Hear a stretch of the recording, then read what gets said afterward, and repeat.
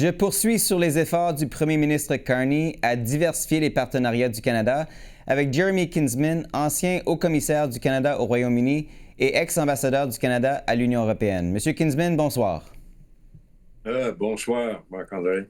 Alors, malgré plusieurs rencontres entre M. Carney et M. Starmer, il n'y a toujours pas de signe clair d'un nouvel accord commercial entre les deux pays. Pourquoi, selon vous? Ça, c'est une question de détail.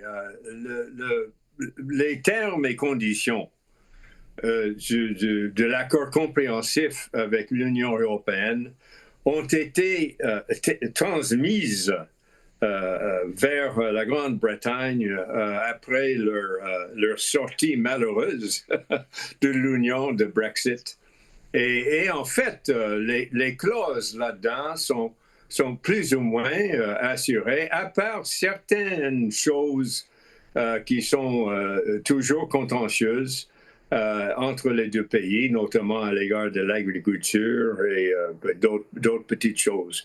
Mais en fait, c'est pas ça le problème. Le problème, si nous avons un problème, c'est de, Marc-André, comment dirais-je, de persuader les Britanniques, les commerçants, les entrepreneurs, les acteurs financiers, le gouvernement, de regarder à travers l'Atlantique et de voir un peu plus clairement le Canada, parce qu'ils sont un peu intoxiqués en ce moment avec leur désir de protéger leurs intérêts vis-à-vis des États-Unis.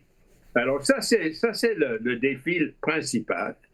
Et Carney est vraiment l'instrument, la personne vraiment choisie par un destin spirituel, quelque chose. Mais justement là-dessus, en termes, il est ex-gouverneur de la Banque d'Angleterre. Il est quand même très bien connu au Royaume-Uni, très respecté à Londres. Avec son influence, ne devrait-il pas être en mesure d'obtenir davantage? Il est justement, comme vous dites, très respecté pour son travail comme gouverneur et en facilitant ou en aidant l'économie britannique dans la sortie de Brexit. Il est très reconnu pour cela dans des milieux financiers, mais aussi dans des milieux du gouvernement. Et le souvenir de lui, par certaines opposantes, parce que vraiment des passionnés de Brexit, il est très, très respecté. Et son épouse aussi, Diana Fox-Carney, qui est britannique d'origine. Ils se sont rencontrés à Oxford. Et je crois qu'elle jouait même pour l'équipe féminine de hockey à l'université. Mais c'est absolument cela. Moi, je partage un peu ma résidence entre la Colombie-Britannique et la Grande-Bretagne. J'ai été là durant la campagne électorale. J'ai été absolument émerveillé de remarquer l'attention que payaient les médias britanniques et les milieux politiques à la montée de Mark Carney qu'ils ont connu. Et peut-être à cause de la pénurie de grands leaders en Europe en ce moment, où il y a des leaders qui sont peut-être personnellement grands, mais leurs circonstances sont un peu difficiles. Des regards, non seulement de la part des Britanniques, mais de la part des Français, des Allemands et d'autres, se sont tournés vers Carney comme un opérateur chevronné dans les affaires internationales et quelqu'un dans lequel il pourrait reposer des attentes vraiment d'une certaine, je dirais pas chefferie, mais d'une certaine inspiration à l'égard de toutes les difficultés en ce moment, et notamment pour sa position assez forte vis-à-vis nos problèmes avec l'administration de Donald Trump.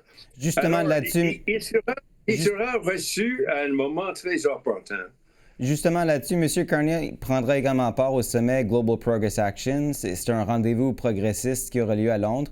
Cela survient alors que M. Carney évoque souvent cette idée d'une rupture qui serait en train de transformer le monde. Comment est-ce qu'on devrait comprendre sa participation à ce forum et en quoi ça pourrait servir le Canada? C'est une bonne question. Je crois que c'est une connexion, si vous voulez, un peu normale pour un premier ministre libéral. Jean Chrétien participer à plusieurs convocations pareilles du côté progressiste parmi ses collègues d'autres pays. Un peu centre-gauche, même Carney est peut-être moins gauche que centre, mais il sera dans une compagnie très sympathique. Et notamment, ça lui donnera l'occasion de parler un peu avec des premiers ministres qui passent par des moments, des chapitres en ce moment, qui se ressemblent un peu aux nôtres. Je pense particulièrement du Premier ministre albanese de l'Australie, mais aussi du Premier ministre du Danemark. Parce que très peu de pays, d'alliés du Danemark, ont eu la témérité de parler à haute voix contre le scandale des prétentions américaines de bien vouloir ou d'avoir l'intention de posséder le Groenland, pardon. Et ce n'est pas tout à fait pareil à ces prétentions d'absorber le Canada comme le 51e État, mais quand même, nous avons, sinon une cause commune, nous avons une empathie mutuelle et je crois que ça devrait trouver une certaine expression en ce moment. D'autres pays qui sont là, l'Espagne, l'Islande, évidemment, sont pertinents dans la recherche de Carney, de trouver chez les Européens, y compris les Britanniques, bien sûr, de trouver un partenaire vraiment de façon concrète dans nos besoins d'améliorer nos infrastructures et de le faire un peu en commun avec les leurs. Nous n'allons pas substituer l'Europe pour les États-Unis. La géographie reste la même, mais nous pouvons au moins, comme Carney disait, diminuer notre vulnérabilité par rapport aux États-Unis. J'ai beaucoup aimé son expression là, que nous sommes les Canadiens, évidemment, y compris surtout des Québécois, nous sommes le peuple le plus européen des États non européens. Et je crois que ça exprime beaucoup. C'est toujours très apprécié à Paris, aussi bien qu'à Berlin et ailleurs dans les pays où nous devons absolument marquer une présence plus importante. Les pays, il y a un groupement informel qui s'appelle, je crois, les pays scandinaves et les pays baltes. Il y en a 9 ensemble, où nous devons trouver des partenaires, notamment sur des questions comme l'Arctique. Et nous constatons les mêmes, comment dirais-je, espoirs et principes d'organisation socio-économique. Monsieur l'ambassadeur, je suis terriblement désolé de vous interrompre, mais malheureusement, on n'a plus de temps, donc il va falloir qu'on s'arrête là-dessus. Mais merci beaucoup pour vos lumières sur ce sujet, c'est grandement apprécié.